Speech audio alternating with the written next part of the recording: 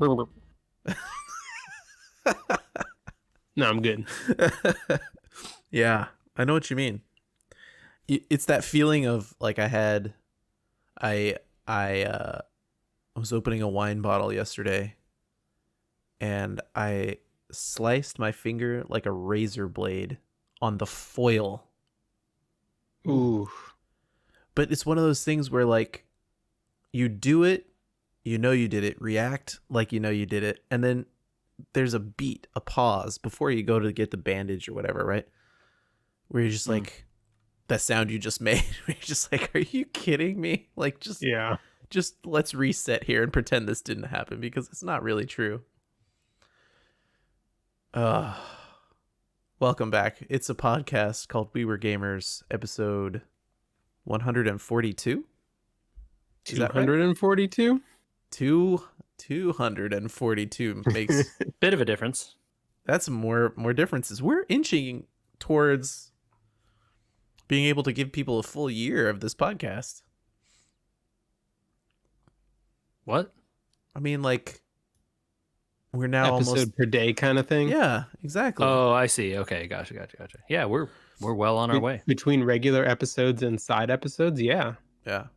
I need to especially since there's a bunch of bonus stuff that isn't counted in the numbering, and if you added all that up, I'm sure we're much closer than 242. It took me 242 episodes to finally break down and purchase a new set of headphones for this podcast.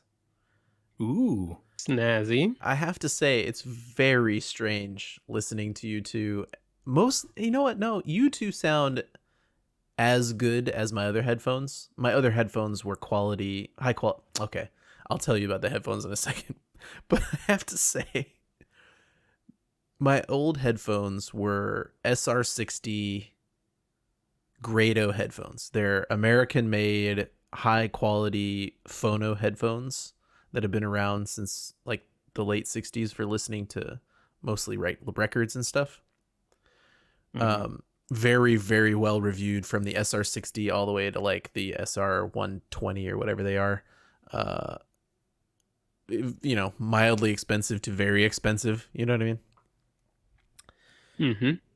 Those headphones are called open backed. And so the earphone bleeds out the back, giving you more like an airy concert sound to your music. So bass doesn't really, I mean, it still thumps, but it doesn't thump against your head. It thumps everywhere. And then also gives you like a lot of less ringing on treble notes. Michael might get some of what I'm saying here. Okay, yeah. So they're open backed headphones to give you more of an open feel. But I've always noticed, and it's bothered me a little bit on the podcast, that because they're open backed, if I want to listen to you guys at more than like a 10 on my computer volume, I have to then edit out the bleed from the headphones. Because the microphone picks it up. But I love those headphones so much that I never pulled the trigger until I had kind of a week this past week. And I said, all right, well, let's go see what the price on these ones that I've been eyeing for a while. I went with some Audio Technica. I think they're MX50s, which are used as reference headphones in most like recording studios for artists who are recording. And they come in white to match my new computer. I'm not saying I'm vain, but I'm a little bit vain. I mean, buying reference headphones to listen to us talk on a podcast is a little bit vain. Yeah. However, if you are doing video editing work or, things of that nature for what would ostensibly have been your actual life job, where they're not gestures everywhere,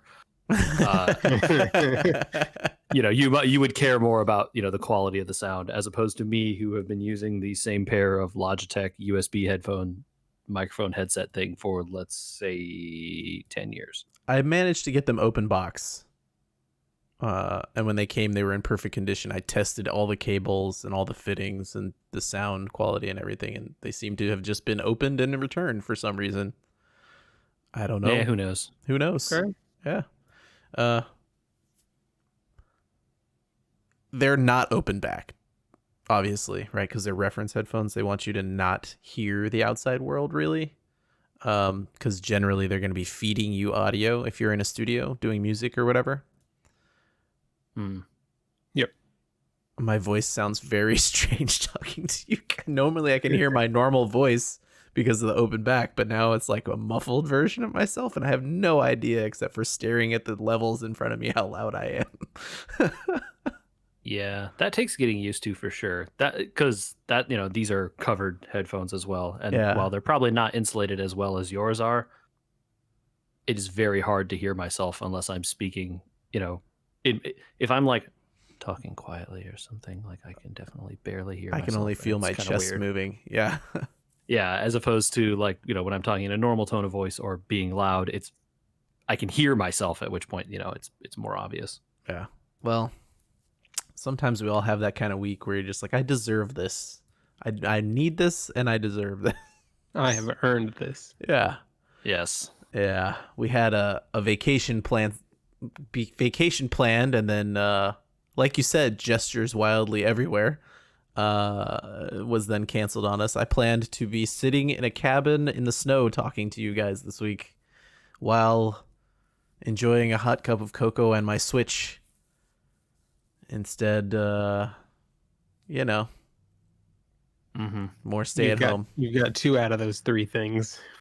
Yeah. When you stay home and your kids are on school and you've got house construction that you decide to do because you got stuck at home, your Switch kind of fades away. And there you go. There you have it. That's my week. I didn't get a ton of time to watch AGDQ, but I need to hear about it. Because I assume that's what you guys got a lot of time to do this week while you were working. No, but I definitely watched several runs. Make me live through you, please. I'm back working in an office, so I don't get a lot of time to watch anything. Yeah, ditto for me. So, bummer. But day 1, I actually this year for once. Normally that first Sunday is we're out and about doing things, and so I miss the start. But this year I actually caught a fair number of the runs in total, if not in pieces from the first day. So. I picked up several VODs throughout the week of ones that we commented on or people told me were good. And then I watched a few of the runs towards the very end of the marathon as well. And then, well, we can talk about the one that I fell asleep on. Yeah. Or turned off and went to sleep because I was just... was it all the same for all of us? I mean, I don't know. Were you guys all watching that Pokemon run? I wasn't actually watching it at the time, but I did fall asleep during it. I attempted to watch it because I wanted to see it's actually kind of ridiculous what they were doing. I was very impressed technically at what they were doing. Yes. I was very bored watching it. That's what happened to me. So I stared at it, I was watching, and I was like, I'm going to make it through this. On the last day, I have yet to watch more than that Sonic run, which we could talk about, I guess, for a minute. I've yet to watch more than that Sonic run live. I'm watching this, and I'm watching the end when they're going to have Ocarina of Time. I'm going to enjoy this last little bit of it because of this ruined week. Which, I mean, all in all, I mean, I don't want to sell it like it was bad. Like it wasn't a bad week, but it's just not what you plan for, you know? But, Andrew, I want to emphasize to you the point of taking time off. And when you're at home, you should still plan to be at home and relax and not do work around the house just because you're there. So, take care of yourself, man. You deserve that time off, even if you're at your house. JJ, I need to pay you some amount of money to have this session. Hey, man, you put me on with your wife or your kids or your kids' teachers or whoever, man. I'll argue it. I don't have any compunction. No, I'm just saying, I found out this year that I hit the maximum allowed paid time off cap at my company for the number of years that I have been there. And so once you go over that amount by law, they can't just get rid of it because it's part of your compensation. So they pay you out, but then it gets taxed at a bonus rate as opposed to your normal tax rate. So then you have to claw it back later. No, you just get a check, but the check is way smaller than it should be if you had just taken the time off. Right. Right. So then you got to do your taxes and try and claw back that money later. Yeah. But it's a like, I mean, you know, it's free money, right? It's money you were not going to get otherwise. But the value of that money is lowered because if you had used it as time off and taken the day off, it would have been worth more to you, right? Yeah, your value of your mental health, I guess, right?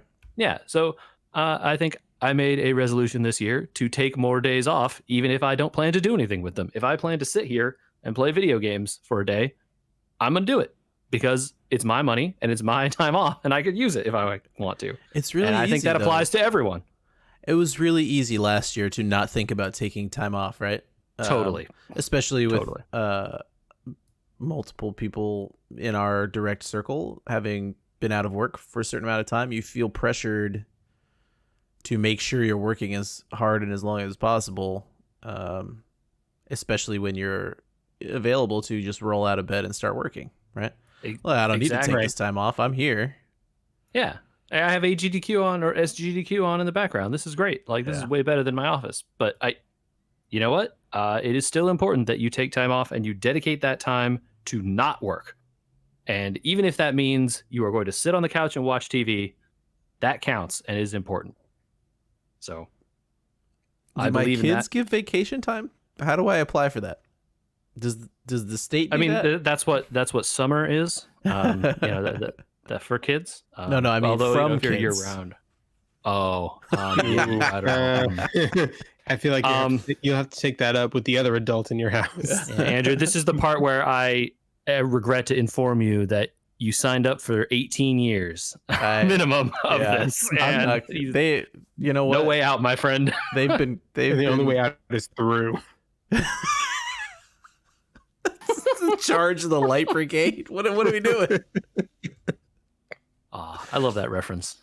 Oh, that's great. You know what? They've been pretty good in this whole thing. It's amazing how resilient kids are. I just got to shout them out in 2038 when they listen to this.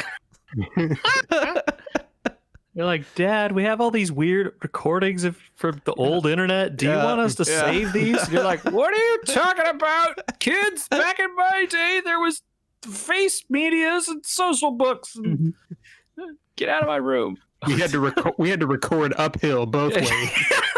We had microphone problems on every podcast. You kids. Go back and listen to the first 40 episodes. Uh-huh. Oh gosh. Oh. But yeah, speed runs. Oh yeah. Sorry. Oh yeah. That was the thing. Okay. What are some of the good ones that people caught? Sonic Mania. Sonic Mania. Yeah. That was a great run. I think we all watched that one. I did. You know what I love about there's a lot of things I love about the GDQs. A lot of them is like exploring games I would never explore or seeing games that you love just completely taken apart. Like Pokemon Blue, we were in the middle of talking about. I actually like that game a lot. I have replayed it multiple times in adulthood. Wow. That seems like one that would not hold up. But it's just, at a certain point, you and I have had this discussion, I think with Michael, about how they're all basically the same. Yep. And it's gotten to the point that Pokemon is so complicated with so much stuff to do. It's almost like playing an Animal Crossing where you're like, well, why don't I just go do something actually real with my time and get better? Versus a Pokemon 1 or 2 or even the third generation where you could set them down and just it's just about catching 150 if you really want to, or more, just beat the gyms. Yeah, they're not complicated games. It's like doing a Sudoku almost. Those games. There's no fast twitching. There's no Mario memorization. There's no optimize. You can just go back to it and enjoy it if you really, really want to. And it's on a Game Boy, so the nostalgia is high for me. I played a lot of Game Boy Color, so watching. Just to finish our discussion on the blue one before we talk about Sonic Mania, but watching them be able to in the game trick the game into doing things by just item manipulation was fascinating. The problem was it was fascinating for like the first 25 Pokemon he catches, and then they're doing that for like an hour and 30 minutes, and that's when I fell asleep. Yeah. Yep. You know, Once you get the trick of it and the novelty wears off. oh, I still don't get quote unquote the trick of it. Like, did I mean, watch it and then figure out that I could do it? No. But like you could get it, right? I'm sure if there's a Word document or a paste bin or something somewhere that explains how to do this, Sure. and you could understand that if I did this in this sequence on these frames, now the thing thinks I'm here, but I'm actually here, and I can walk in this door, and it thinks I'm somewhere else, and then I catch a Zubat, even though it's supposed to be whatever, and like, yeah. You know what I also have no interest in doing is, okay, well, go to this cave, go to the second level of this cave, move to the left of the ladder, move only in these 3 squares, count the frames, and then you'll know that when you're in the 3rd square down, if you do it on 8 frames, that you'll encounter this is Krabby Mewtwo now, or whatever, or Starmie, and it's just like, nah, that's enjoyable to watch someone else do. Right. That's why they are doing the speed run and not you. So that's one aspect of AGDQ that I like, but the other one relates to Sonic Mania, which is a game that I set down when I got my Switch because I played the first 2 or 3 levels and I was like, man, there's just something I don't remember about Sonic or feel nostalgic about Sonic. And then I watched somebody who truly loves that game, and then I'm like back into like, I should try that again. Clearly I missed something. Yeah. Yeah. It helps when you find some of the runners who are both like very truly fans and also very articulate about what the thing is and like why they love it and why the thing is so good. And it, like sometimes people need to be brought in and told why the thing is awesome. Like it's not just evident on playing it, right? Yeah. Yeah. Or seeing it in some cases. So the Sonic Mania one was good for that. Did y'all catch any other really good ones? Like I said, those are kind of it for me. So one of the ones that impressed me most that I caught this year was the Celeste run. JJ, I know I mentioned this to you. I don't know if you went back and caught it, but it was Celeste. It was all of the seasides, and the game was played with a dance pad. So did they have to unlock the seasides first, or did they have them already unlocked and just they had them? The seasides already unlocked, but the levels were all unlocked, but none of the levels had been beaten. Okay. So it was just how quickly could they run through the seasides, basically DDR style. On a DDR. That's fun. I have played Celeste. I did not see this run, although now that you're saying this again, I remember you telling me to go watch it, and now I'm going to do that. Celeste is hard, dude, with a controller. I've heard people say it's like both easier and harder in other ways with a keyboard. There are some people that like the keyboard for it because the distance is a little more, the movement is less analog, right? So there's more like discrete. Like if I want to press up and left, I know I am always hitting up and left on a keyboard, or the D-pad on your controller. Sometimes it's a question mark. Sure. Right. But it, like I played it with a controller. I didn't have that much trouble. But I didn't beat all the B-sides. And that's the B-sides. You beat the B-sides, or sorry, you find the C-sides inside the B-sides. Right? So like the normal level is the A-side. You play it. Somewhere hidden in the level is a cassette tape, which is the B-side. Somewhere hidden in the B-side level is the C-side cassette tape. And I think there are even D-sides now. Oh, wow. And I don't know that they escalate in difficulty necessarily. Like the first level's B-side is still much easier than like the last levels. Mm-hmm. Right? They're still commensurate with the level that they are, but they're not like the A is easier than the B is easier than the C, right? Generally. Mm-hmm. Even if that's not strictly true, it's generally like that. So beating all the C-sides is really impressive. I think when I played, I beat some of the B-sides, not all of them. And I didn't even find any C-sides. So I don't know if it was because I was just having trouble beating it that I didn't bother to try and like look around, Yeah. Yeah, I died like 5,000 times or something in my playthrough of that game. You can count them? It counts for you. No. There's a hot number on your that save file. It just shows you. It just smack you with it. It kind of like, yeah, it's very easy to find it. That's funny. But like it doesn't matter because like you restart instantly after you die. There's no loading or anything, and there's no penalty to dying really, other than just like, okay, you're back on the ground where you started your jump. Like, do better. Yeah, but it's a hard game, so I mad respect for someone that can do that on a DDR pad. Holy cow! Yeah. And run through it in 14 minutes. What? Just shy of 15 minutes. That's really fast. 15 minutes on a dance pad? There's got to be like a movement trick for that. The game has really insane movement tricks, even on controllers. So I assume if you can do the same movements on a DDR pad, you could somehow get the like crazy movement you can do on a controller. By saying he does it on a DDR pad, does that mean that the DDR pad has macros built into it? I mean, it's not like when people play certain games on their drums or whatever.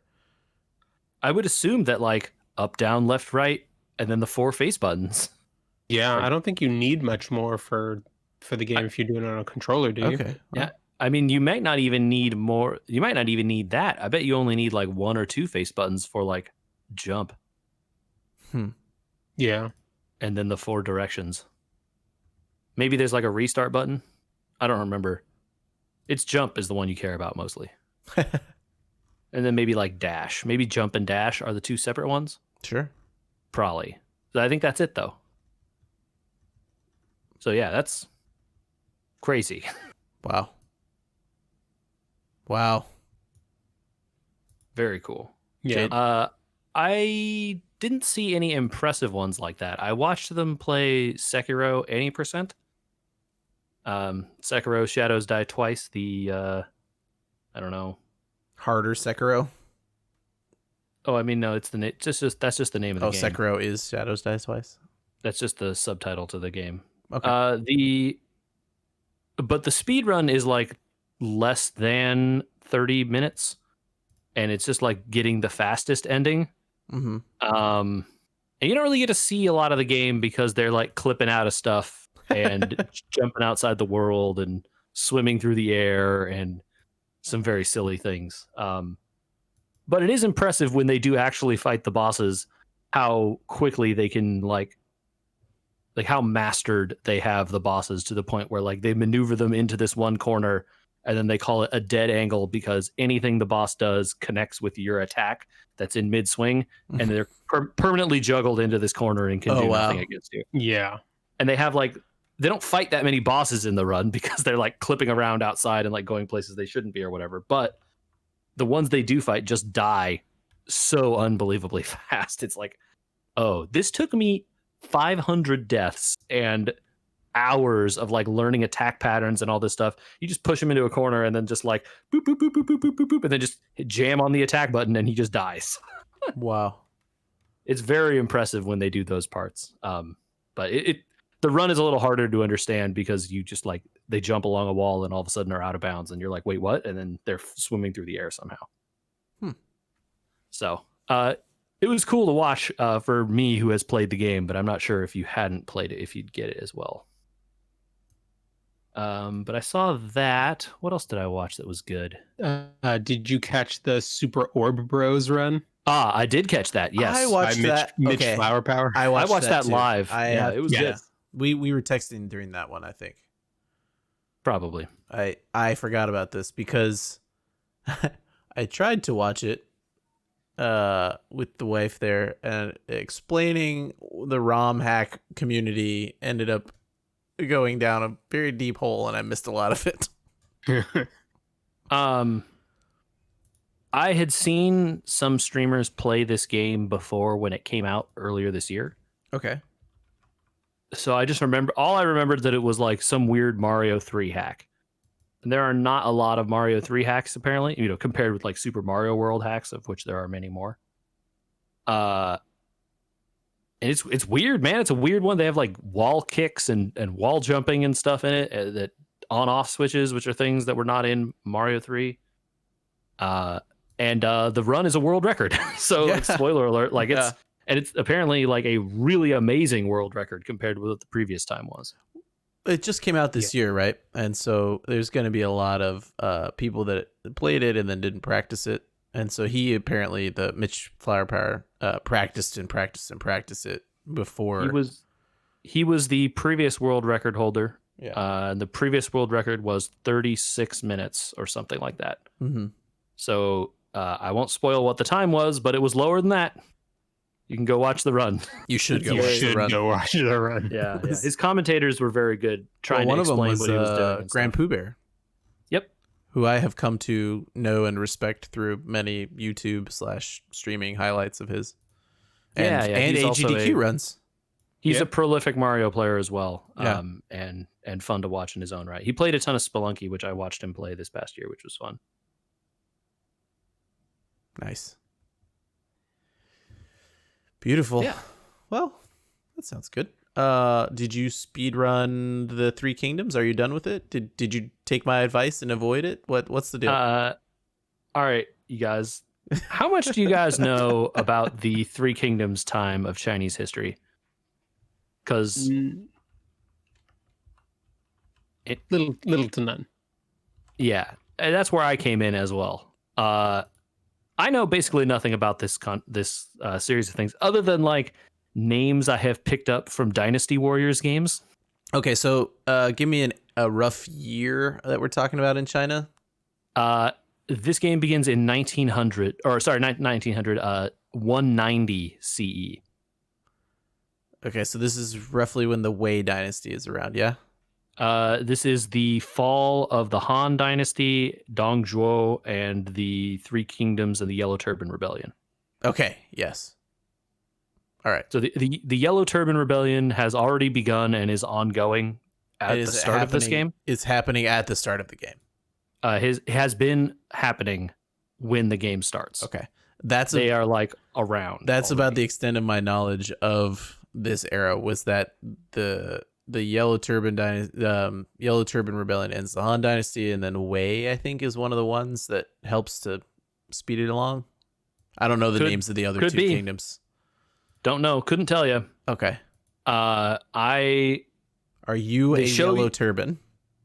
No. You could pick. So when you start, right? This is a Total War game. This game is Total War Three Kingdoms. That's what I'm talking about. This is tune in last week to our discussion of whether JJ should play Total War. So at the start, right, I picked like, hey, this is my first campaign. I'm gonna play on like normal, and I'm just gonna like turn every assist on, be like maximum tutorial, like every explain everything, right? Yep. Okay. As you should. And so I go in there, and there's like a little video giving you like, hey, here's what's happening in the setting, and like, you know, here's the various factions kind of. But by the way, not nearly enough detail was given there. There are many more factions than this.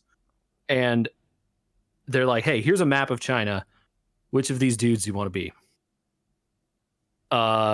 There's a lot of dudes listed here. More than 3. So it's a lot. Do you want to be like Dongzhuo, who was the former emperor or ruling guy, not the actual emperor? The emperor was a child.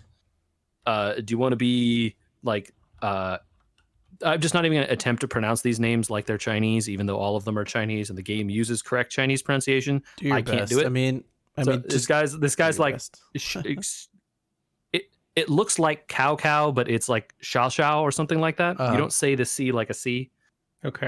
Do you want to be Liu Bu, who is a like famous general guy, super famous, but he's not like a good tactician or whatever, and there's like 800 other dudes, right? Like there's a huge list of guys, and it's like pick any of these guys, and like here's their little faction and where they start on the map, and then it rates them like, hey, these ones are easy to start with, they have like advantageous positions or whatever, or maybe you have a lot of resources or something, and like these guys are harder, or these ones are very hard. And so I'm like, all right, like I'm gonna go with this guy like Xiao because he has like he's rated easy, he has a lot of advantages, he's considered like a military strategist and has like a lot of friends, and maybe was actually very important in actual history or something. I don't know. Because again, I don't actually know the story of how this period played out like in actual history, so I don't know who is supposed to win. You know, because these games notionally are intended to be related to history, even if it's like alternate history, right? Yeah, because you can alternate. You Right, 'cause, basically like- alter it immediately upon taking over a character and not doing exactly what they did, right? So Right, but like the rest of the people have the influences history would have had on them, and they act in historical ways, or would, right? yeah, Not necessarily 100% historical, because then they start reacting to what you do, but they will be like, oh, like, you know, if you're not paying any attention to them, they're going to do more or less what they kind of attempted to do during that time. hmm And so I get in there and they're like, hey, here's your place, you know, all this stuff. Cow's ability is he is really good at diplomacy and trading and getting people to fight proxy wars for him. And then I'm Proxy like, Wars okay. is good. I'm like, oh, what is this now? And they don't explain that. Still don't know how that works. You're gonna spend a lot of time before you get to do all that stuff. Was one of my points that I was trying to make to you. Well, so you know, then they do lead you through a battle. You know, right first there's a neighboring village or whatever, and you move from your starting location over there, and you go fight it. How'd you do in your first formation? Totally fine. Really, Okay. not a problem. Did you use the fast forward button? No. No. You don't Okay. need- you don't need to. I mean, it was an easy battle, man. It took like 20 minutes Yeah, max. sometimes you got to move across a really large field, and it takes a long time for units to kill each other. Yeah, you got fast forward buttons for when literally nothing is happening. And then when the actual battles start, you don't want to fast forward anymore because all of a sudden, like, your swords dudes are being flanked by the horse guys, or the archers are shooting themselves or something. And you got to, you know, this game is about like battle tactics on the battlefield, right? Yep. Is kind of like what it ends up being about. Absolutely. Except then you were implying there was not a lot outside of that. And I want to tell you, you are very wrong, sir. This might be the old versus new guard that you were talking about. I have money and I have to spend it upgrading my towns. And there's like tech trees for all the various buildings in those towns. Mm-hmm. Once the trees are at certain levels or whatever, you unlock benefits to either your empire or various units produced in the town or whatever. You have food. You have to make sure you're feeding the number of people in your empire, which are like produced by the various towns you control. You then have to make sure you have like supply lines and things like this. And each individual army you have has its own supplies. If you try to like walk away from your town, you start depleting those supplies when they have to camp outside of a town. So if you want to like go to an enemy town and take it over, you can like set up siege, right? Like you can besiege their town essentially and like starve them out or whatever. But if you don't have enough supplies, you starve and they're fine. So some of this stuff exists in Shogun, some of it, but it's not fleshed out. It's really more about like, I need to make money to buy units. And like, okay, yeah, I need to build a building in a town, but building a building in a town is it, right? Like, oh, well, that town has the thing that makes spearmen. So that's where my spearmen come from. And I have to make them into an army to come join my other army. But I can't make them into an army until I make horsemen in the city next to it.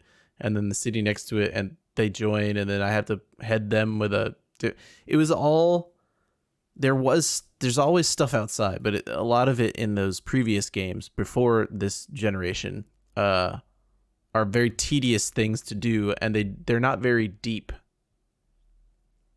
So maybe I haven't played it enough for the deepness of them to wear off yet, I suppose. But then I there haven't also played this are game, right? And so they might have taken those systems and said, how do we make these fun and consequential?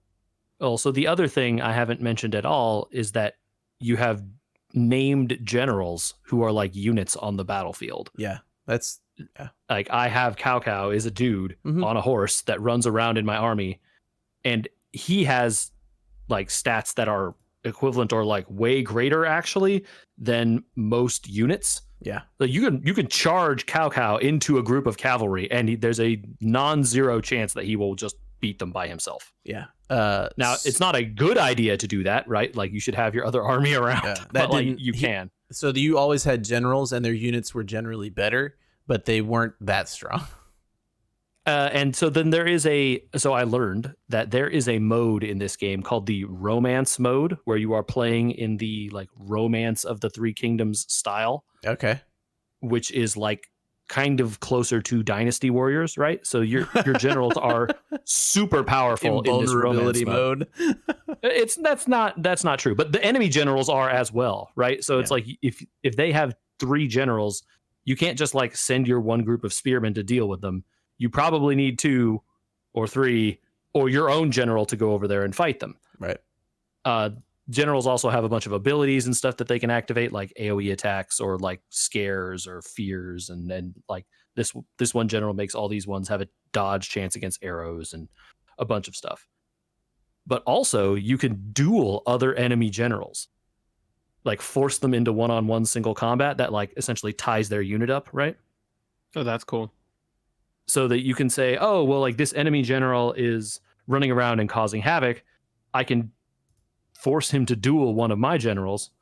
They can decline, but there are penalties for declining. Like morale of the troops gets kind of messed up really bad if you do that. And you can always be dishonorable in the duel and have your units still attack them while they're in the duel.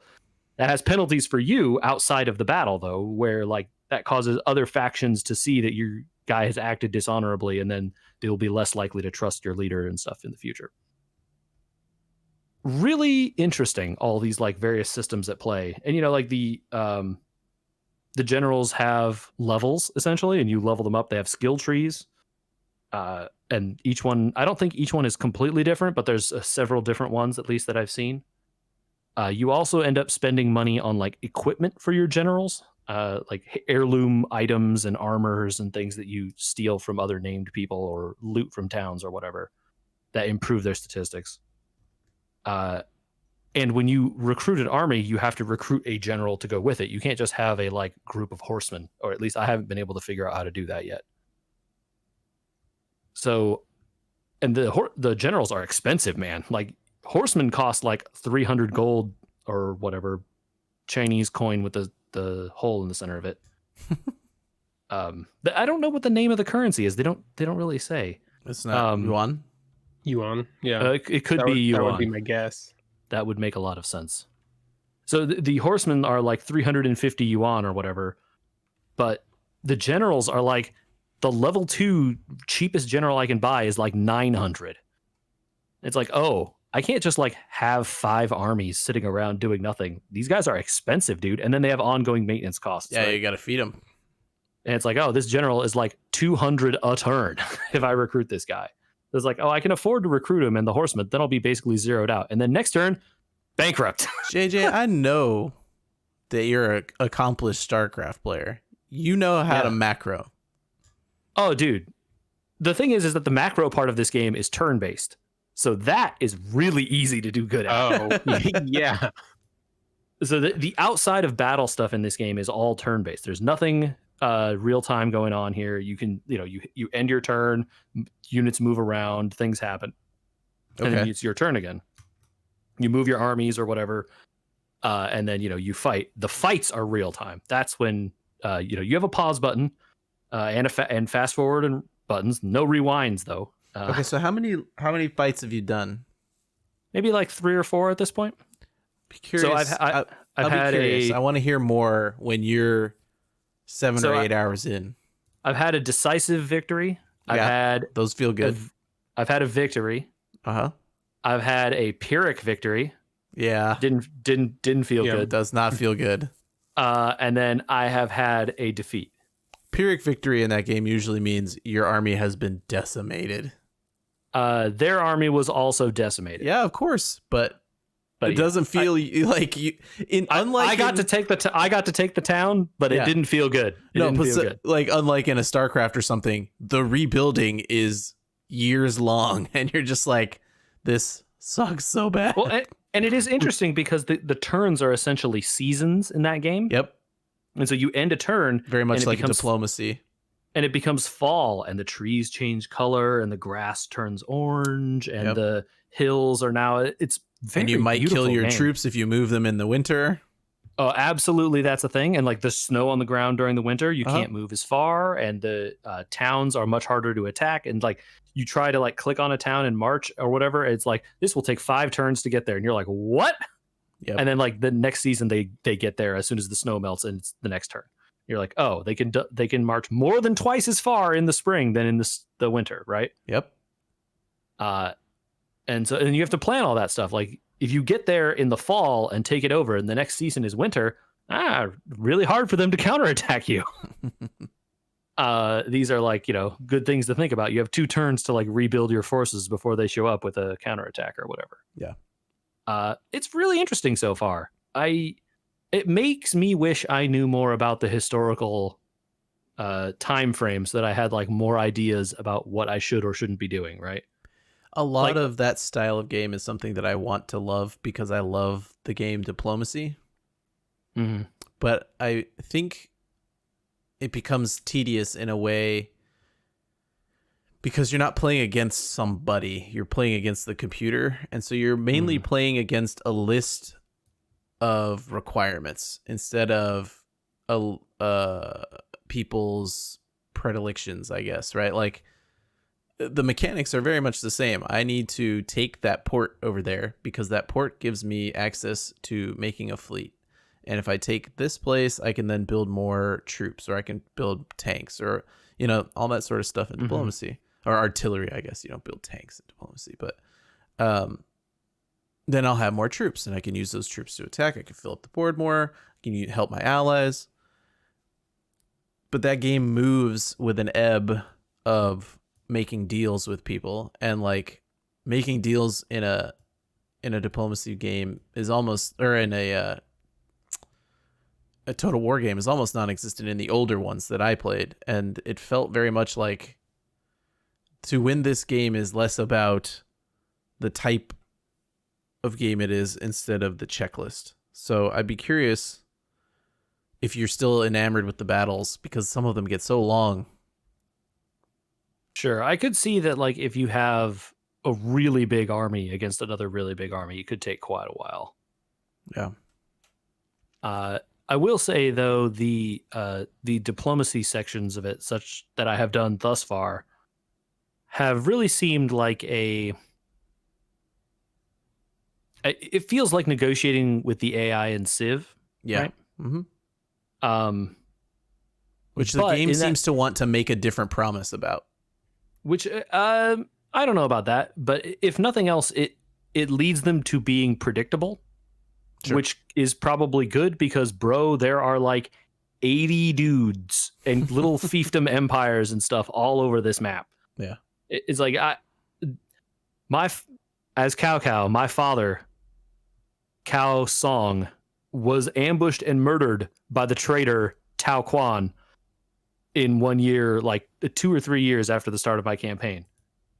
And then you get a choice, like, what are you going to do about this? It pops up a text box like, Option 1, the traitor must be crushed. We must take over his empire, no mercy, execute all of the people involved.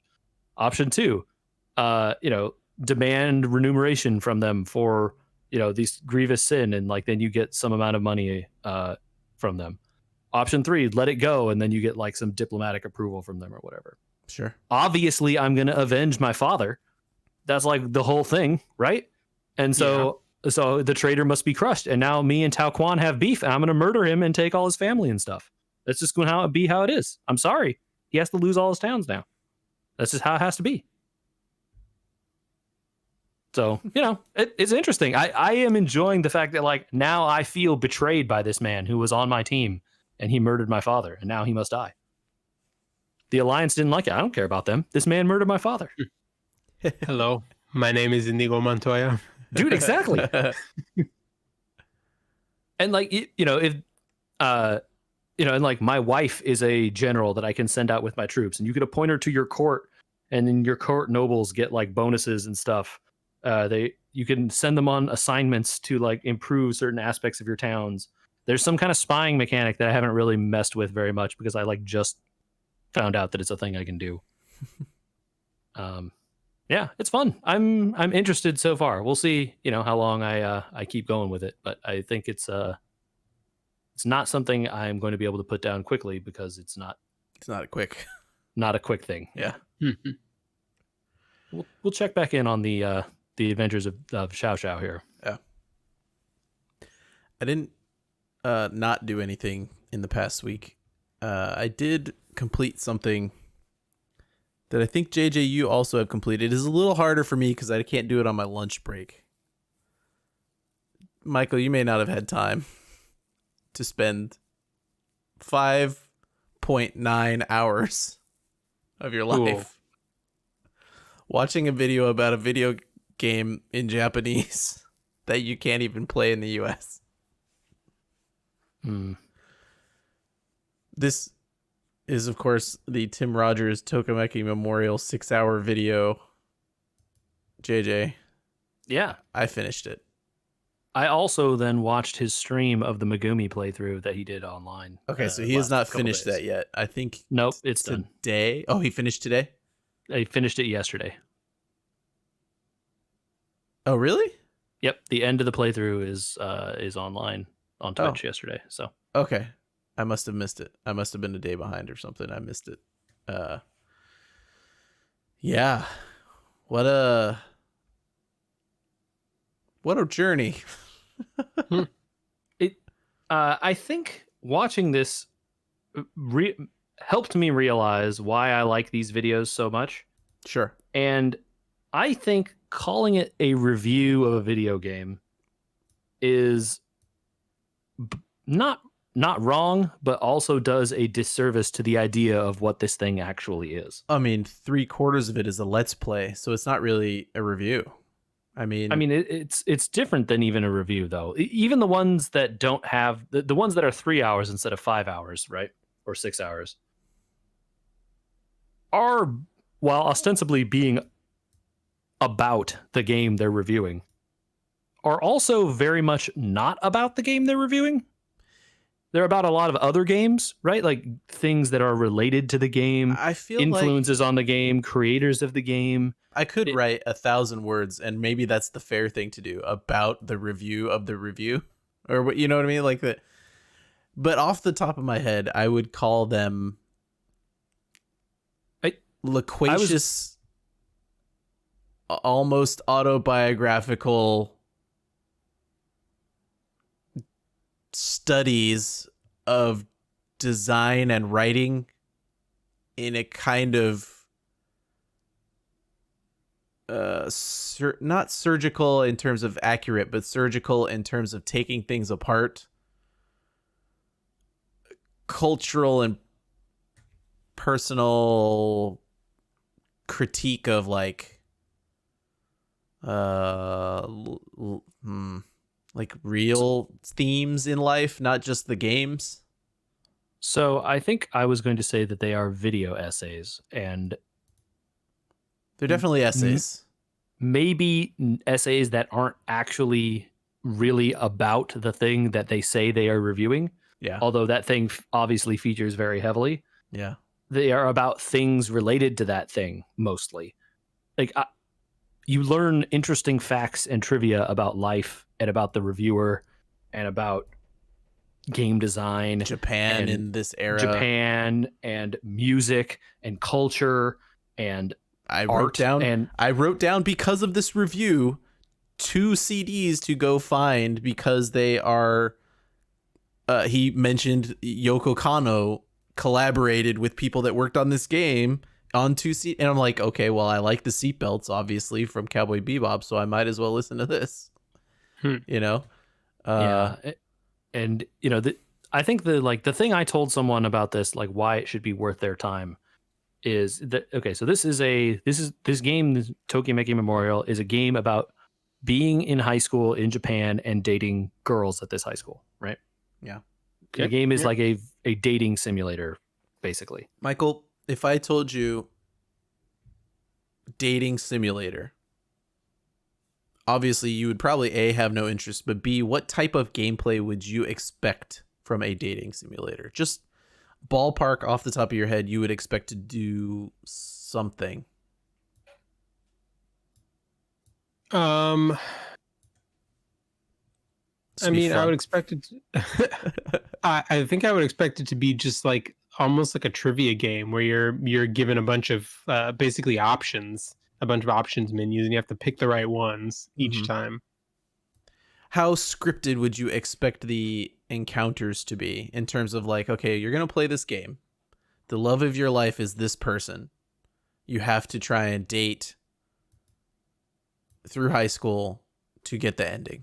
Like, would you expect it to be a scripted trivia game where you just sort of like go through the motion? Like, what would your I would expectation expect it to be pretty heavily scripted. Maybe not fully, but more than not.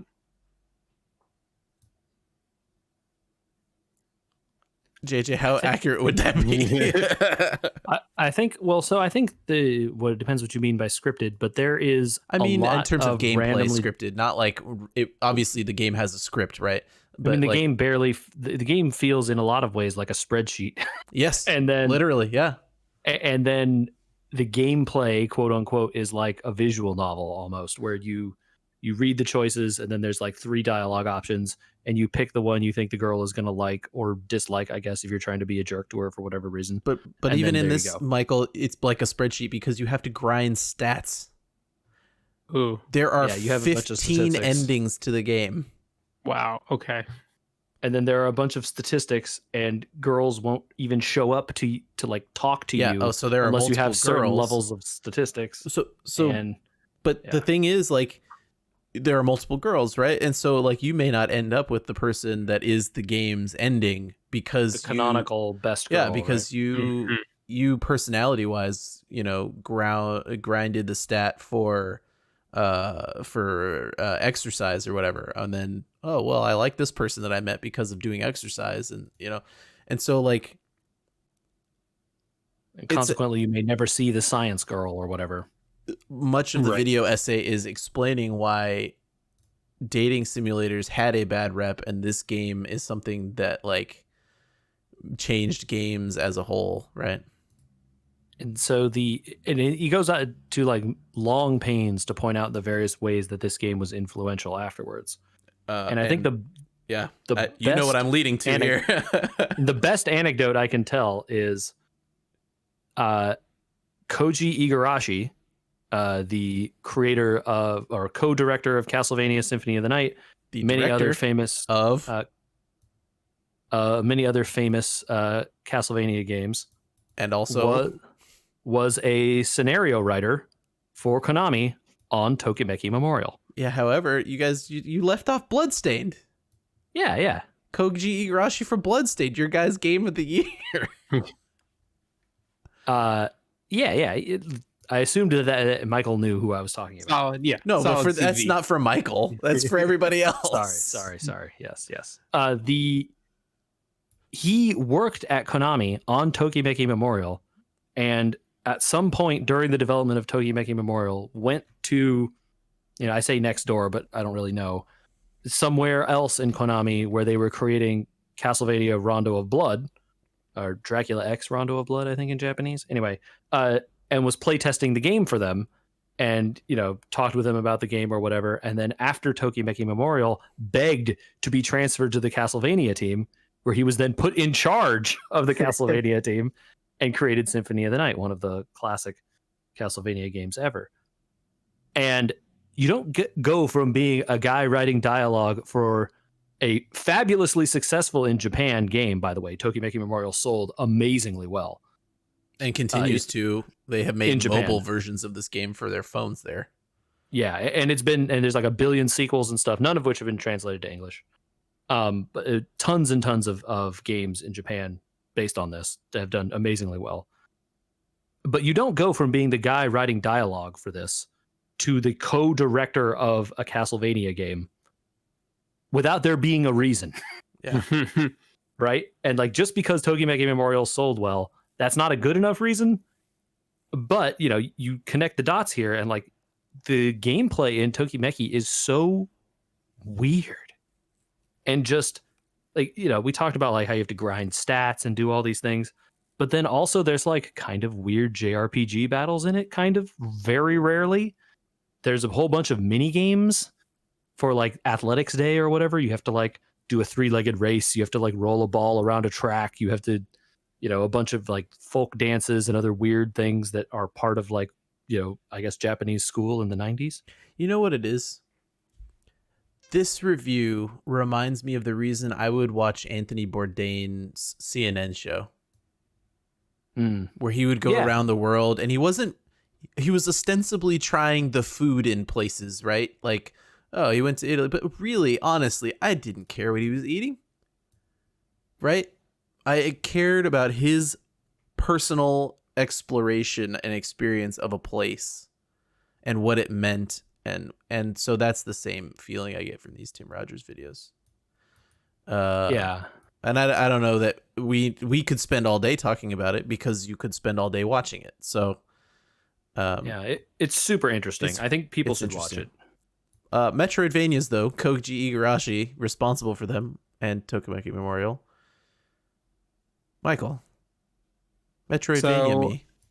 Yeah, this actually ties in nicely because I picked up a new one over the holiday break, which was then subsequently run in like 9 minutes, I think, as part of AGDQ this Did year. you know it was going to be in there before you played it? Is that why you played it? So some part of me knew because I had looked at the schedule a while ago, but I think I had forgotten that it was going to be run. But it had, it had been on my wish list for a little while. It was on very steep sale, so I picked it up on the Steam holiday sale. But I played through a fun but on the short side Metroidvania called Alwa's Legacy, and it's in the 16-bit sort of like Super Metroid era of Metroidvanias. And the game itself is fun. It's There's a sequel? I don't know if there's anything that it is the sequel. Got it. Yeah, so they did an 8-bit version first. And then this was the sequel. I'm looking at the Steam page right now. Yeah. It's fun. It was a good playthrough. I wound up playing through it twice though. Because there were a couple of achievements that you can't get on the first playthrough, because one of them is tied to a pacifist run. Oh, cool. And I was trying to think about this, and I don't know that I have ever done. I've played games that have pacifist achievements before, but I don't know that I've ever taken the time to try one. And this one was short enough that I decided, you know what? I'm on vacation. I'll give it a shot. And the way that they set it up is pretty clever.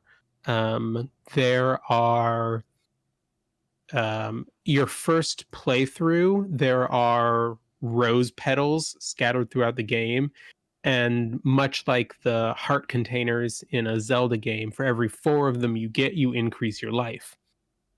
And if you find all 12 of them, the person that increases your life unlocks pacifist mode for you. Okay. And they give you a rose to symbolize that you've collected all the petals. I was curious when you how you get through the bosses. Yeah, right. So watching this video, they look like there's no way to beat a boss pacifist ways on the initial or whatever.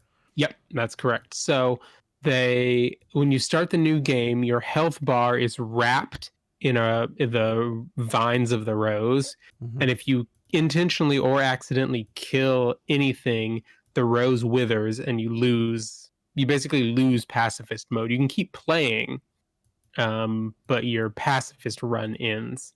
Got it.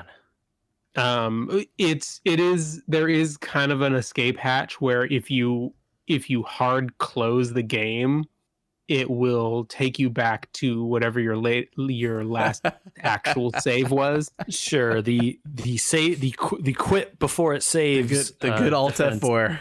Pull the LAN cord before I die. So there were a couple of those, but not many in my run. But scattered throughout the game, and you see them when you play through the first time, there are what look like tombstones that have a rose carved into them, and you have to find them in the pacifist playthrough, and they clear the bosses and sub bosses that you couldn't otherwise get past. Oh, okay. That's fun. It turns into more of an exploration thing, and then like a avoidance. Yeah, because pure avoidance wouldn't be as fun, but that's kind of a really cool solution. Yeah. Yeah, so it was fun. It was a good way to play through it. There were a couple of times where I definitely got kind of stuck, and it required some incredibly precise platforming and tight timing to get myself unstuck. Especially because there's there's an underwater breathing mechanic in this, so your air is a finite amount which you can run out of. And there are a couple of sections where you have to make a pretty long underwater run, and the fastest way to do it is to kill the enemies as you go. But if you can't kill the enemies to clear them out of your way, things get a lot dicier. Yeah, man. Cool. Okay. That sounds cool, man. Recommended for, I mean, how long is it? The first playthrough took me 12 hours, and that was to find everything. And then the second time through on pacifist mode took 7. I mean, so not even on sale. You could get both of those for $20 for both games that they made for $20. That's probably worth your time. Yeah, so definitely entertaining. A nice game to sink a little time into, a couple of days worth. And then, go to the AGDQ VODs and cry to watch it broken in 10 minutes. Don't cry. No one's got kind of time to learn that. It was super impressive to watch the run. Cool. But I don't think I was the only one playing a Metroidvania. Ooh.